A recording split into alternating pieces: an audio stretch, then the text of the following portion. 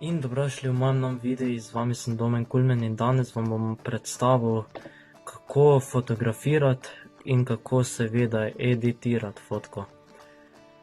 Prvo vam bom predstavil, kako fotografiram jaz sliko, kako nastane res lepa slika in kako naredim jaz ful lepo sliko. Bo prvi korak, drugi korak bom pa pokazal, kako editati fotko oziroma kako jaz editam fotko, kako pač pride do lepe fotografije. Tukaj vam bojo se še pač pokazale par fotk, ki sem jih jaz naredil v lanskem letu pa v tem letu. In gremo kar na video pa na prvi korak, pa kar začnimo. Zdaj vam bom malo še pokazal, kako fotko narediti oziroma kako jo fotografirati pravilno. Recimo imate portret, fotografija, video, več, tu imate vse to. Kako pa zdaj narediti fotko, pa lahko si pomagate, tu imate nastavitve. Prvo si naredite ločljivost fotografije, kako bo velika fotografija, velikost fotografije recimo. Potem imate mrežo kamere, to tudi velikokrat pomaga pri fotkanju kakšne slike ali pa kaj. Dvojni žig imate tudi recimo. Potem imate časovnik, če si želite pomagati, pač da se vam odšteje toliko pa toliko sekund. Pol imate zvočni nadzor, to ne vem kaj je, zajemi nasmehe, to tudi kdaj pa kdaj pomaga. Sledenje objektom tudi kar pomaga. Pa imate tudi ultra posnetek, sam to še nisem nikoli probaval, ampak ja, drugače pa mreža kamere je pa najbolj priročna tukaj pri fotkanju. Recimo, če fotkate kakšne take stvari, kot imam jaz tole kaktus, rastlino, prvo nastavite takle, da kamera pač da je mirno, da se tudi pač da se izostri, da izgleda pol res zanimivo, lahko date malo bolj nazaj, da vam je lažje. Morate imeti pravilno svetlobo pri tem, kako bo slika izpadla. Recimo bomo probali tale kaktusek slikati. Zdaj zamegleno, malo dati nazaj, da bo res tak. Lahko tudi malo bolj približate, približno, in morate malo čakati, da se vam to izostri in potem lahko seveda slikate. Evo ga, zdaj malo tako.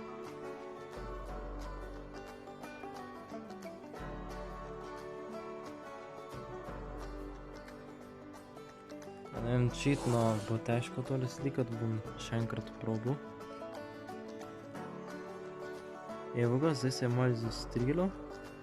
Zdaj, ko imate izostreno sliko, slikate. Evo ga, zdaj je ful lepa slika nastala, kakor vidite, takole izgleda. Meni je kar všeč. Zdaj, naslednji korak je pa editiranje slike. Zdaj vam malo pokazal, kako se pa edita sliko. Pa gremo kar na editanje slike, seveda.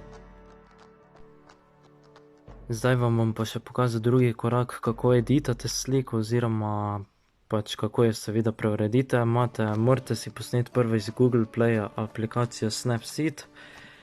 Ta aplikacija je meni res zelo fajna, priporočam jo, res med top aplikacijami je. Poleg Photoshopa, poleg Lightrooma, ta aplikacija je ful dobra za editanje fotke. Kliknete na ekran, ko pridete gor, potem kliknete na fotko, se vam takle pride na prvo stran, imate videzi, lahko dodajate filtre, če želite.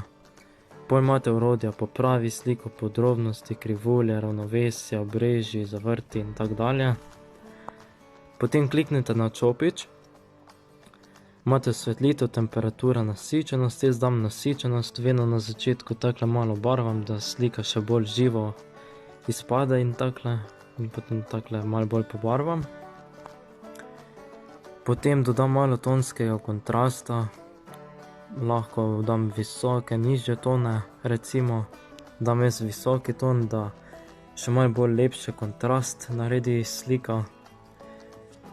Potem lahko dam tudi obrežji, da malo bolj, da ne bo tako preveč podolgovata slika, evo in to takle izgleda. Pol pa če želite, lahko pa vi še date recimo dvojni kontrast lahko date 2 slike noter v eno sliko, pa recimo tudi spodaj jih shranite, recimo takole. Če hočete pa to razveljaviti, date razveljavi in to izgine, greste z eno nazaj. Pol imate glave, recimo, pač lahko preklic filtra, ne vem, lahko malo povečate, ponižate. Pol imate besedilo, lahko še besedilo celo napišete. Recimo dvakrat se dotaknete, napišete slika, date v redu in pač lahko date takle pod sliko in takle približno nastane, če želite. Jaz tega ne dodajam, tega teksta, drugače pa je pa res tudi kdaj pa kdaj priročno kaj takega dodajati. Potem imate zrnat film, lahko date še kak drugi filter čez. Če želite, lahko ostanete pri original sliki. Potem imate starinsko, drama, vides, HDR, cepljenje.